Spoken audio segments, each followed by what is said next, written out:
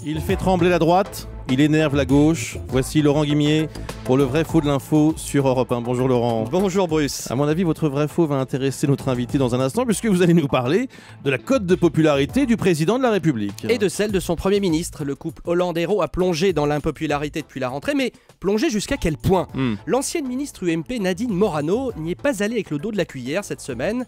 Pour elle, le président et le chef du gouvernement viennent de battre un record. Écoutez. Jamais on a vu un président de la République et un Premier ministre aussi bas dans les sondages, tout simplement parce qu'ils désespèrent les ouvriers. Jamais on a vu, c'est ce qu'elle a dit. François Hollande et Jean-Marc Ayrault, président et Premier ministre les plus impopulaires de la Ve République, vrai ou faux? C'est faux. On n'en est pas très loin. Mais c'est faux. Pour vous répondre, j'ai sous les yeux le seul outil fiable à disposition puisqu'il existe depuis juillet 58, depuis le général de Gaulle. C'est le baromètre de l'Institut de sondage IFOP. Alors, qu'est-ce qu'on peut dire? Décembre 2012, François Hollande, 37% d'opinion positive, Jean-Marc Ayrault, 35%. Contrairement à ce que dit Madame Morano, les trois derniers présidents, Mitterrand, Chirac, Sarkozy, sont déjà tombés plus bas que François Hollande.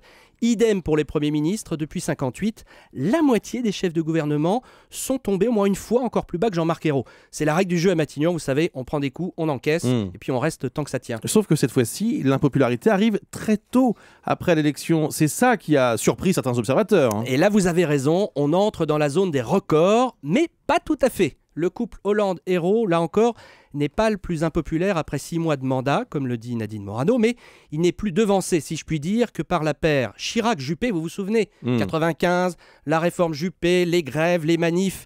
En décembre 95, le président Chirac était à 30% d'opinion positive, Juppé à 28%, pire donc qu'aujourd'hui.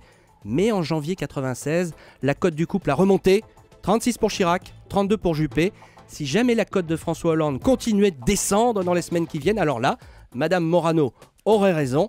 Rendez-vous fin janvier. Merci beaucoup, Laurent Guimier.